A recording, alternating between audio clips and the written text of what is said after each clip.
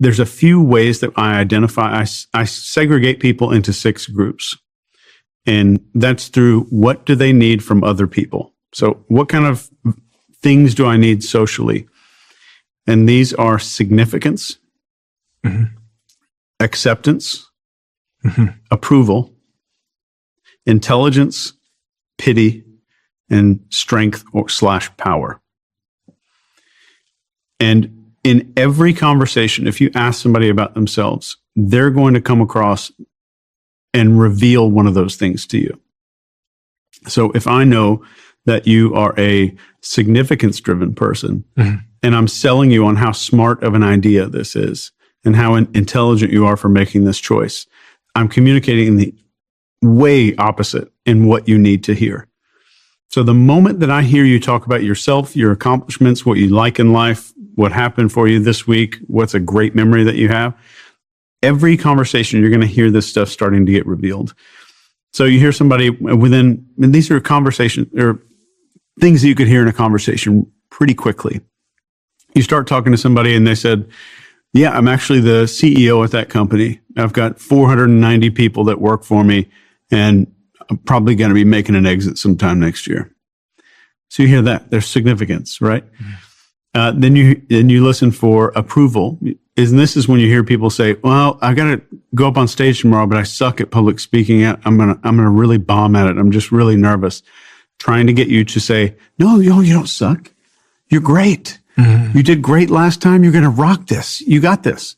Then you have the acceptance people. They'll always use the terms like we, us, our, and just team.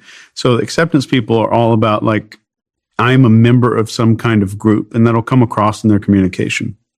So you ask a significance person about a vacation, and they say, yeah, I went down to Miami. It was fantastic. I had a great time. And I just got back last night. You ask an acceptance person, they'll say, we went down there. All of us went to this thing and we did this. So you hear a lot of this language that talks about groups and membership. You get into the intelligence side. How often do you hear people go, yeah, I actually got my MBA from this person. Oh, I did my master's thesis on that. So you hear this intelligence stuff come out of people. And the pity is you can identify a pity person pretty well. And those are the hardest people to communicate to.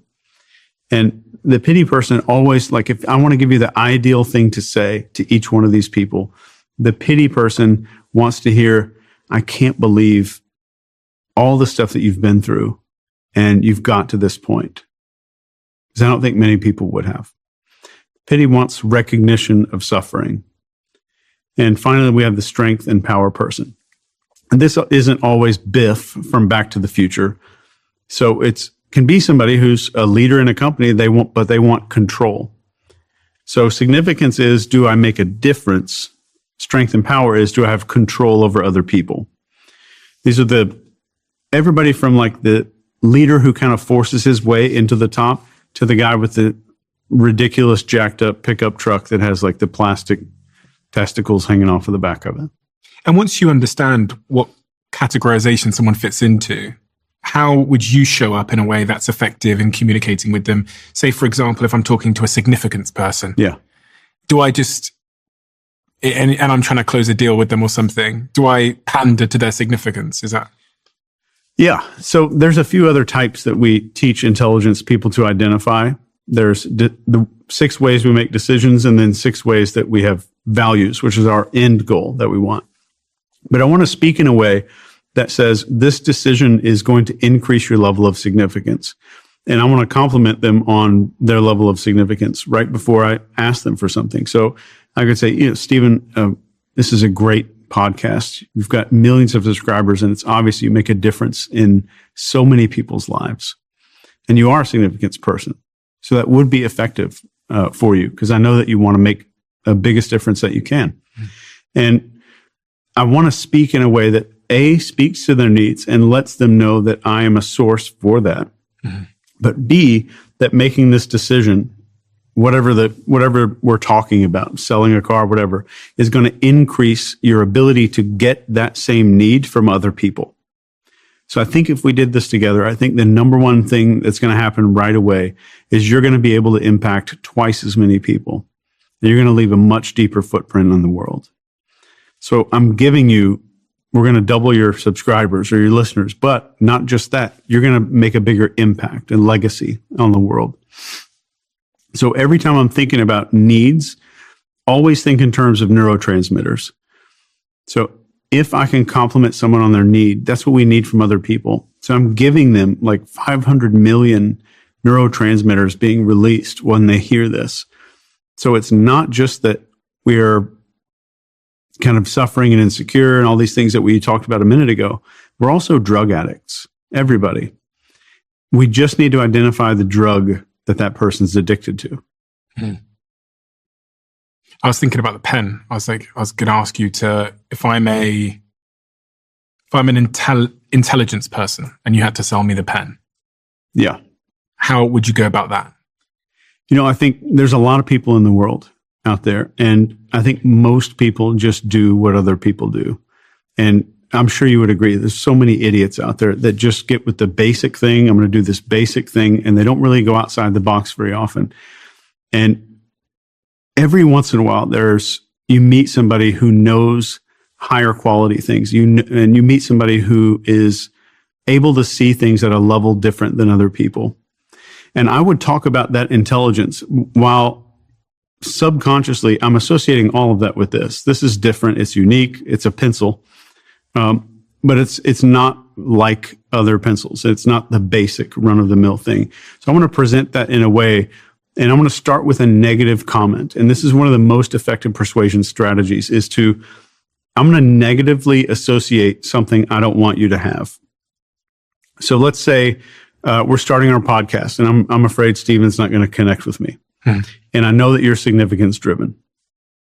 As we started out, imagine if I said something at the very beginning of this podcast and I said, Stephen, thanks for having me, man. And there's so many people out there. And anytime I say something negative in a conversation, I never want to gesture in between you and me. I always want to gesture away. So we're talking about other people.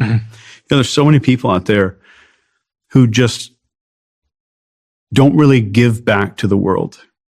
And they don't really have an interest in helping other people. And it's like every time you meet one of those people, you sit down with them, it's like all of them have the same thing in common. They can't just stop and connect when they sit down with somebody. So I'm demonizing a trait, using your needs that I don't want you to have, like the inability to connect. Okay, interesting. And you're consciously pointing off to gesture, it's others, not... Right, until I said the word connect. And then I gestured between you and me, back and forth between both of us. And that word stop is a very powerful word in the English language. So when I said, it's like all of them have the same quality to them. They can't just stop and fully connect with somebody else. That's a very subtle thing. But I've used your neurotransmitters, I've used your needs, and I've got you to agree. You nodded your head. Agree that those people don't really connect well with other people. So that's how powerful that stuff can be. And you can use the same thing in reverse. And I could say a positive thing. And I could say, Stephen, what's fascinating to me is I've gone around the world. I've met several entrepreneurs. I've met people who are on TV. And it's like you think that they are just dismissive offhand before you meet them. And it's incredible when you meet these people. It's like all of them have this ability to just tune everything out and just completely connect with somebody. And that would have the same effect. And what's going on there? People, we want to be that person because it's positive. We want to live up to that expectation set. Right. So what I've done is I've got you to say, as Chris Voss would put it, that's right. Okay. But I've got you to say that about who you are as a person. Okay. So now I'm not changing your ideas, I'm changing your identity. Changing my identity or? Yeah, because you've made an agreement about who you are. You've nodded your head. Okay. And if I wanted to take that further, I would make an admission first and I'd say, you know what? I had social anxiety growing up and I'd be curious, what is it that, have you always been able to just connect with everybody you talk to, or is this something that you had to work on? Oh, is that a question? Yeah. Okay, but I know it's not a question. Yeah. Yeah, but it's a good question. The moment that you ask, that you start to answer that question, You've made an agreement about who you are as a person. So if I wanted somebody to be less closed off, I might say, I've spent my whole life just worried about what other people think. And I was 25 before I got to a point where I was able to open up. Have you always been this open with people, or did you have to work on that? Mm-hmm. So just any answer, and no one's going to give you an answer of like, actually, I'm just closed off. I'm very closed-minded. And that's maybe a 0.1% of people. So small agreements, and none of these are designed for people to take word for word. I guess they can. But it's about the idea of getting someone to comment on their own identity, who they are as a person. Is there anything else as it relates to communication that's especially important? It's funny that so many people are interested in the communication part more so than the listening part. They want the flight checklist. Yeah. It's the thing with Julian Treasure, who did the TED Talk on how to be a great speaker. Mm-hmm. He told me he also did a TED Talk on how to be a great listener. No one listened. He said everyone wanted to. His one on speaking has got like 35 million views, but the one on listening, just no one's interested in that. But I'm guessing listening plays a pretty critical role to being a great speaker. Yeah, and listening means I can identify who you are and what the needs that are driving you, and the social needs, and the way that you make decisions. Is that part of the observation part? Yes, absolutely. Just listening to that means that now I have the right words to use for the communication and the right understanding of what motivates you as a person. So if I'm a therapist, that makes me a better therapist. If I'm a hostage negotiator, that makes me a better hostage negotiator. And if I'm a suicide hotline operator, that makes me way better at my job because I'm understanding exactly who I'm talking to. And my goal is to talk someone into doing something that they normally would not do. You talk about this elicitation. Yeah. What is elicitation? It's a CIA technique, right? It is. It was originally came up with by this guy named John Nolan, and his book is no longer for sale. You have to get it on eBay. Like, it's hard to find. But the book is called Confidential. Why isn't it no longer for sale? I think that he just kind of pulled it off the shelf. I'm not sure. Okay. So elicitation is about using statements instead of questions. And I'll give you an example. Let's say you and I walk into Whole Foods, we're in New York, so it's probably a block away somewhere. Mm-hmm. And we walk in there, and there's, let's say there's a young lady stocking produce. Mm-hmm.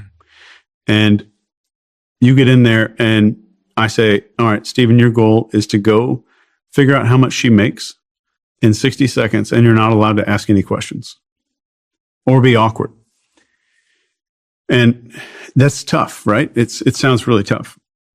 So if you went over to her, and this is a generalization just to get you to understand what elicitation is, and said, hey, I'm trying to find the baby carrots. And she walks you over there, but while you're walking, you say, I just read this article online that says all Whole Foods employees just got bumped up to $26 an hour. That's fantastic. And she turns around and goes, what? No, I make 17.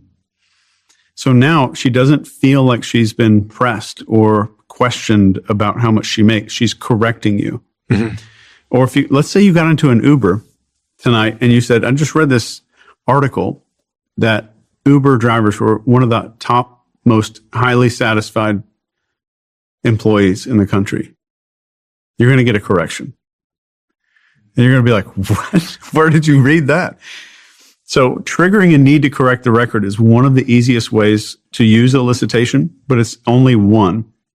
Another one is just making a statement afterwards and saying, I bet you had some interesting experiences doing that, or I can imagine that was challenging. Statements are always going to be better than asking pointed questions because a person feels like they're volunteering information. The third layer of that is disbelief. So let's say I wanted to ask if you just got back from vacation and I didn't want to use any questions. Let's say we meet up for dinner or something, and I said, Steven, you look like you just got back from a vacation. That's a statement. And you're like, no, actually, I've been doing this, this, this, and this. So now you've given me more than if I just asked if you were on vacation. Mm-hmm. And I said, wow, that had to be interesting. I can't imagine that. There's got to be a lot of stuff going on there. And you start talking more and more and more. And then, like, that sounds great. There was no challenges to that entire trip. I love when everything is 100% flawless. And you're like, no, well, actually, and then you start going into that, and I'm like, no way. And then now we have disbelief that comes in, and I haven't asked a single question yet. So that's one thing that I challenge everybody that I train to get really good at, is that elicitation piece. So how many layers can I get into a person or a conversation just using these statements? And that's why I wrote, there's a whole chapter about it in this book here. But that elicitation is powerful because we're not being asked questions. So our brain doesn't set off little security alarms. And this is how Soviet spies would get information from a 19-year-old U.S. Navy sailor in the early days of the Cold War. Ship would pull into Thailand, or a submarine would pull into Thailand or Singapore. Then a Russian would go up, and these sailors would be drinking at the bar. Russian would sit there. He's got a Aloha shirt on or something, and strike up a conversation. They say, I know that the German submarines could outrun you because their propellers are 22 and all of your submarine propellers are 18 feet in diameter.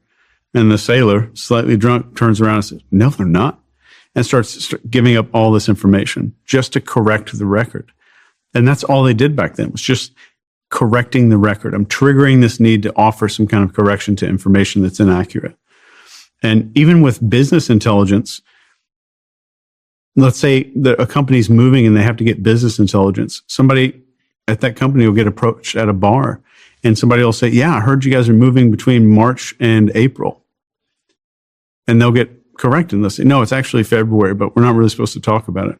It's like, there's no way you're going to move in February. It's too cold, and the interest rates are up too high. There's no possible way that the CEO would ever do that.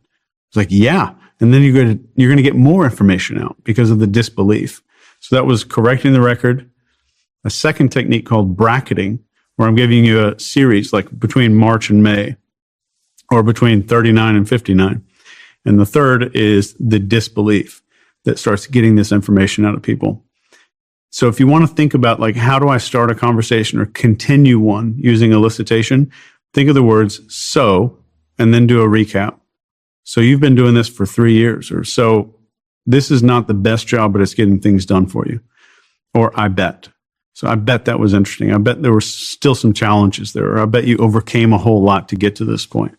So, or I bet is the best way to do that. And so if I say, I bet you hate that coffee. Yeah.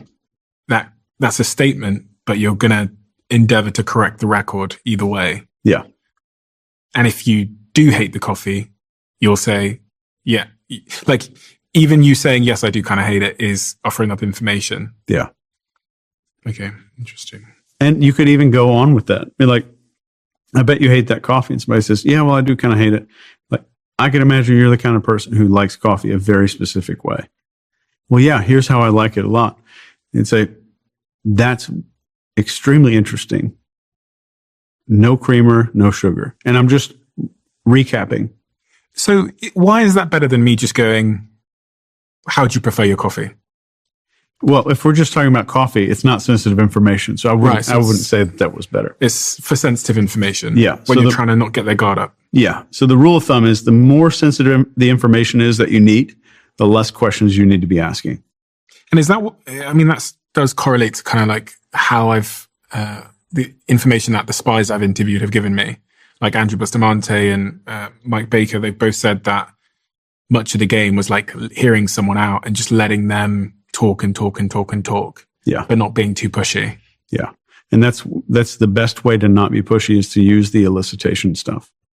Perception, context, permission, the PCP model, is a way of understanding how to get someone to do something, from joining a cult to buying an item. Yeah. So the PCP model looks like it's 3 steps, but it's, I want you to view it as kind of dominoes. So one step starts the progress of coming down the other. And once that comes down, the next domino starts going down. Mm-hmm. So if I change your perception about something, then I change the context that you're viewing that in, which changes the way that you feel permission to do it. So I'll give you an example. Would you want a weird example or a boring one? Let's go with weird. Okay. So let's go with an attorney in Washington State was charged with assault of a woman using hypnosis. And he would have her get naked in his office, which is something she would not normally do. And the attorney was studying this hypnosis and stuff like that. He wasn't, as far as I know, he was not even good. But he would hypnotize her and then tell her, at the end of the day, you come home from work and this is just like that time.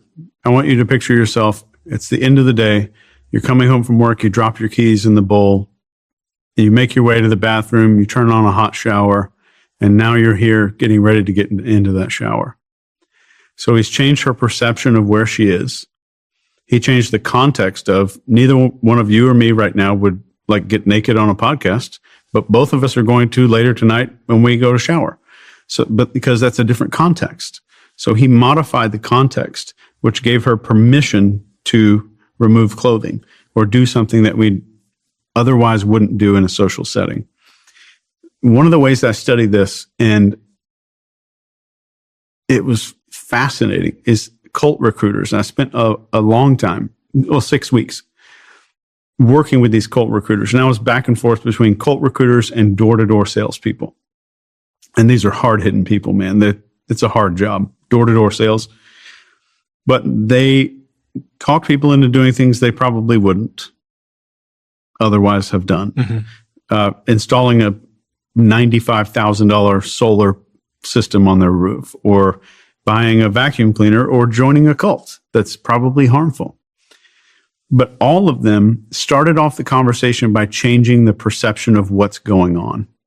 So instead of me saying, hey, let me talk to you about this thing that's from a needy perspective, they come out with a survey. And they say it's an anonymous survey, which automatically makes the people more open. Mm. So it's an anonymous survey. I've changed permission. So now the context has shifted slightly. And if I could change your perception again, would you rather be in a group of people who feel like family or people who are related to you? So I start asking all these little questions about how would you rather live your life in a way that's like just kind of nudging you down into this cult mindset of like, do you want to be around people that enjoy your company? Like those kind of questions. So more perception changes. Now the context shifts to where I've just made 25 agreements about who I am as a human being. So now my context is way off, which shifts my permission. It's like, I have permission to do this because that's the kind of person I've just agreed to be. And that's who I've said that I am. I have to do this because that's cognitive dissonance, like crazy.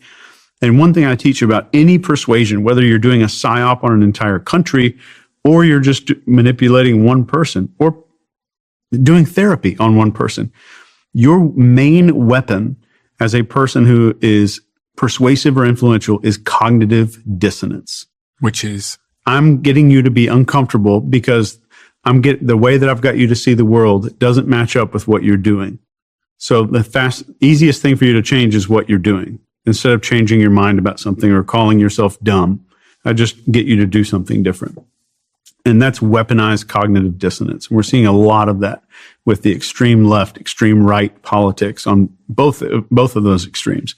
Once I get a person to make even one or two or three statements about their identity, I have drastically altered how they're going to behave in the future.